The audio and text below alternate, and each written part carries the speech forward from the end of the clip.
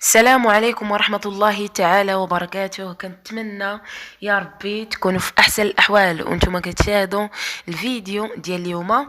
كنرحب ايضا بالمتتبعين الاوفياء القناة.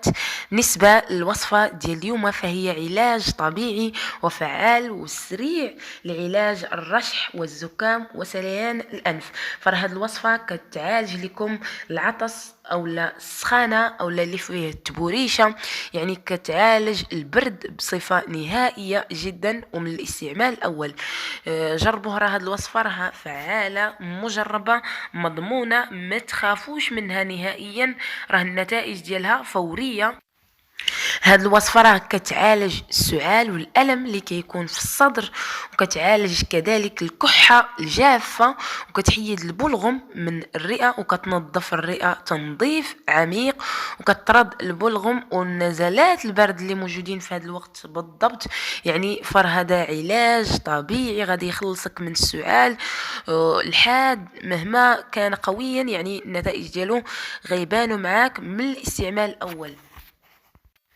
فهاد الوصفة كتعالج كذلك الرشح والبرد او لا غريب، فهاد العدوى الفيروسية اللي كتسبب العطس الشديد وانسداد الانف وسليان الانف، طبعا اللي عنده واحد الاعراض واضحة، يعني العطس والمستمر والسعال والقشعريرة. يعني هاد العدوى كتنتقل من شخص لاخر، وهاد الوصفة راه كتعاونك وكتعالجك بصفة نهائية الا تبعتيها بالطريقة الصحيحة وخدمتيها بالطريقة الصحيحة. غادي تهناي من السعال او لا ضيق التنفس او لا ضيق الصدر، وكتعالج السخانة والبرودة. يعني جربيها وصدقوني راه النتائج ديالها فوريه. قبل ما ننطلقوا لطريقه التحضير ديال الوصفه، ما تنساوش الاشتراك في القناه بالضغط على الزر الاحمر الموجود في الاسفل ديال الفيديو، وفعلوا لي لايك ديالكم وكتبوا لي التعليق ديالكم. اي وصفه جديده حبيتوا انني نعملها في القناه كتبوها لي في التعليق. غادي ننطلقوا لطريقه التحضير ديال الوصفه. اول مكون اللي غادي نحتاجوه في الوصفه ديالنا فهو البصل الاحمر.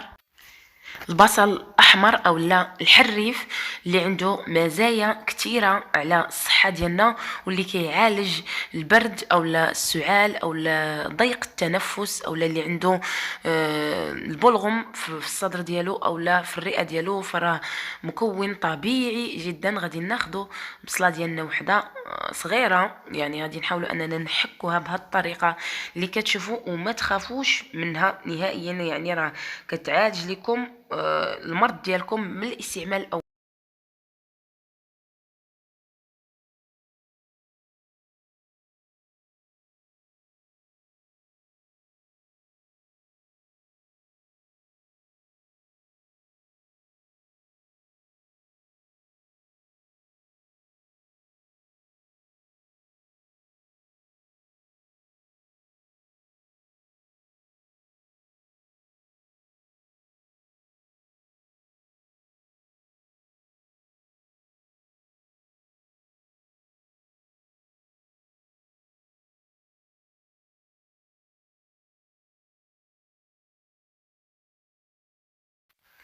بالنسبة للمكون الثاني اللي غادي نحتاجه في الوصفة هو الثوم الأحمر. فهو بدوره مكون فعال في هذه الوصفة، كيقوي المناعة، كيعالج البرد، كيزول السخانة من الجسم ديالكم، كيزول السعال والعطس الشديد، يعني كيعالج أمراض الرئة وكيعالج كذلك أمراض ديال البرودة والسخانة والتبوريشة. يعني هاد الأمراض راه كاملين كيعالجهم، وراه عفوا في وقت وجيز جدا، يعني بلا ما غاديش تحتاجوا وقت كبير. غادي تشوفوا سبحان الله من الاستعمال الاول غادي تشوفوا النتيجه ديال هذه الوصفه. يعني هذه الطريقه الصحيحه اللي كتخدم بها هذه الوصفه اللي كتعطيك نتائج فوريه من الاستعمال الاول. من بعد ما حكينا الثومه ديالنا على البصله، غادي ناخذ المكون الثالث اللي هو القرنفل. غادي ناخذ تقريبا 7 الحبات من القرنفل. غادي نضيفوهم في الكاس، يعني غادي نضيفو ليهم نصف كأس من الماء الدافي. غادي نخليوهم تيطلقوا وتيطلقوا عاد نخدموهم في الوصفه. المهم تبعوا الفيديو راه كلشي واضح، والفيديو راه شارح نفسه.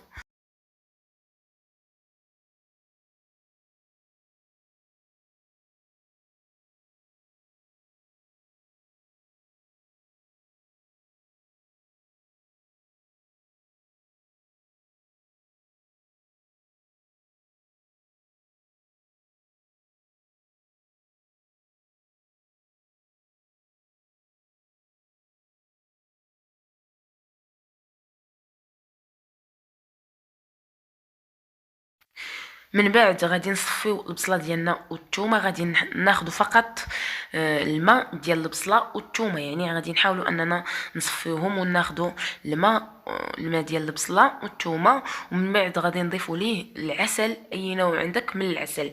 الا اللي ما بغاش ما غاديش يضيف ليه العسل، لكن كتحيد ديك المروريه، ديك المروريه ديال البصله ديروها الى حبيتو. ومن بعد غادي تضيفوا ليها داك نصف كاس من غادي تضيفوا لها داك نصف كاس من القرنفل اللي ديجا رقدتو.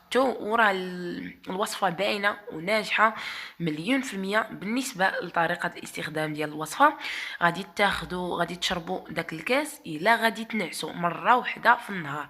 غادي تشربوها الا غادي تنعسوا وتغطوا مزيان، راه سبحان الله غادي تشوفوا النتائج من الاستعمال الاول. كنشكركم على التتبع ديالكم، ما تنساوش الاشتراك في القناه وتدعموني بلي لايك ديالكم وتبارطاجيو الفيديو وكتبوا لي التعليق ديالكم. اي وصفه جديده حبيتوا انني نعملها معكم في القناه اكتبوها لي في التعليق. شكرا بزاف.